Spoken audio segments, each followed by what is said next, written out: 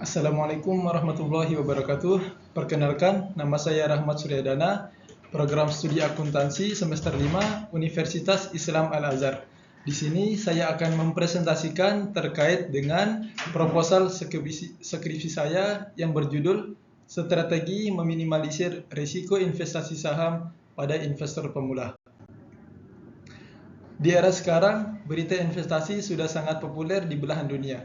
Salah satunya di Indonesia. Indonesia merupakan negara yang penduduknya saat ini sedang melonjak minatnya di dalam dunia investasi di sektor keuangan, terutama di investasi saham.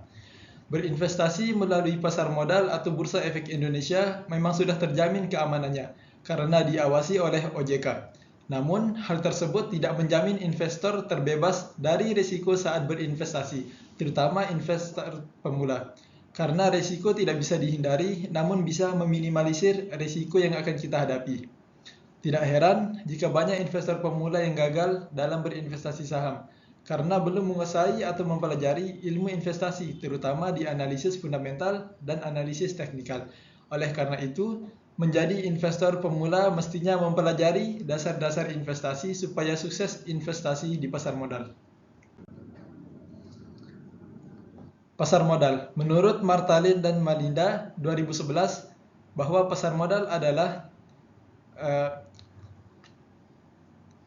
pasar yang berperan sebagai tempat bertemunya pihak yang membutuhkan dana jangka panjang dengan pihak yang membutuhkan wahana investasi jangka panjang. Selanjutnya, investasi. Menurut Tandelin 2010, investasi adalah kegiatan mengelola dana atau sejumlah sumber daya lainnya pada suatu bidang dengan harapan memperoleh keuntungan yang maksimal di kemudian hari.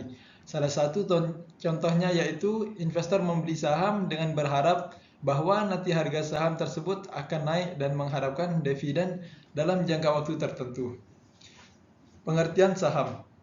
Menurut Fahmi 2002, saham adalah salah satu instrumen atau surat berharga sebagai bukti kepemilikan terhadap suatu perusahaan.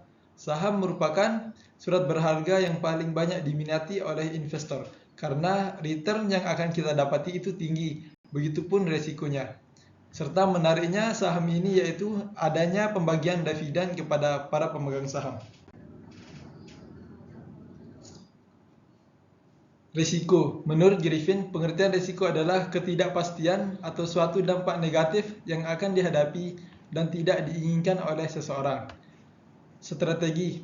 Menurut Yaug dan Greg 2000, strategi adalah rencana yang telah dirancang menjadi satu kesatuan terpadu yang mempunyai kekuatan dalam menjalankan sesuatu dengan target mencapai suatu tujuan tertentu. Penelitian terdahulu. Berbagai metode telah diaplikasikan dalam upaya untuk mengurangi risiko investasi dengan diversifikasi. Beberapa penelitian yang mengkaji tentang pengurangan risiko investasi melalui diversifikasi telah banyak dilakukan oleh para peneliti terdahulu.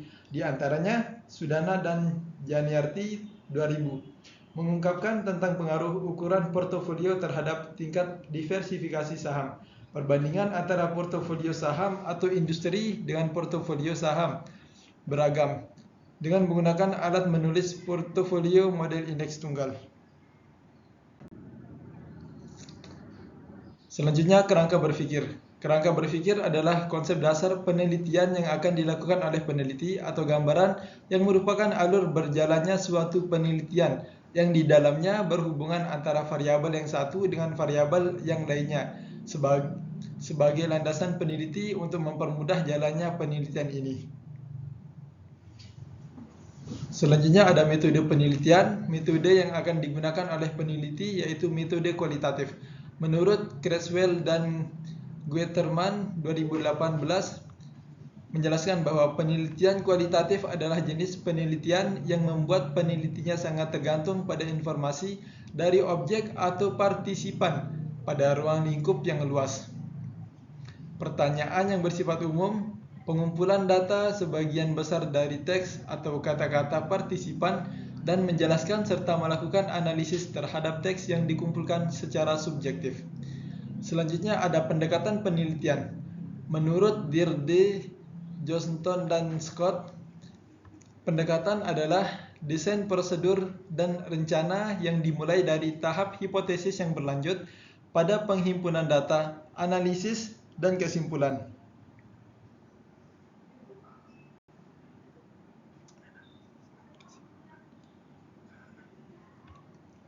Sejatinya, pendekatan penelitian telah diklasifikasikan menjadi dua, yakni pendekatan analisis dan penghimpunan data. Selanjutnya ada unit analisa penelitian. Menurut Hamidi 2010-95, unit analisis adalah satuan yang diteliti yang biasa berupa individu, kelompok, benda atau suatu latar peristiwa sosial seperti misalnya aktivitas individu atau kelompok sebagai subjek penelitian. Terus, lokasi penelitian. Menurut Sugiono 2017, lokasi penelitian merupakan tempat di mana situasi sosial tersebut akan diteliti, misalnya di sekolah, perusahaan, lembaga pemerintah, jalan, rumah, pasar, dan lain-lain. Dalam hal ini, peneliti akan memilih lokasi di Lombok Barat, Nusa Tenggara Barat. Peneliti memilih lokasi tersebut karena di daerah tersebut jumlah peningkatan investor pemulanya itu meningkat dan beriring dengan meningkatnya edukasi terkait pasar modal. Selanjutnya, penentuan informan. Menurut Molyong 2005, informan adalah orang yang dimanfaatkan untuk memberikan informasi tentang situasi dan kondisi latar belakang penelitian. Menurut Molyong dalam bukunya Metode Kualitatif juga menyatakan keinforman adalah mereka yang tidak hanya bisa memberi keterangan tentang sesuatu kepada peneliti, tetapi juga bisa memberikan sarana tentang sumber bukti yang mendukung serta menciptakan sesuatu terhadap sumber yang bersangkutan. Penentuan informan utama dalam penelitian ini adalah mahasiswa dan masyarakat umum yang sudah menjadi investor pemula. Selanjutnya, analisis data. Menurut Molyong 2017, analisis data adalah proses mengorganisasikan dan mengurutkan data ke dalam pola, kategori, dan satuan uraian dasar sehingga dapat ditemukan tema dan dapat dirumuskan hipotesis kerja seperti yang disarankan oleh data.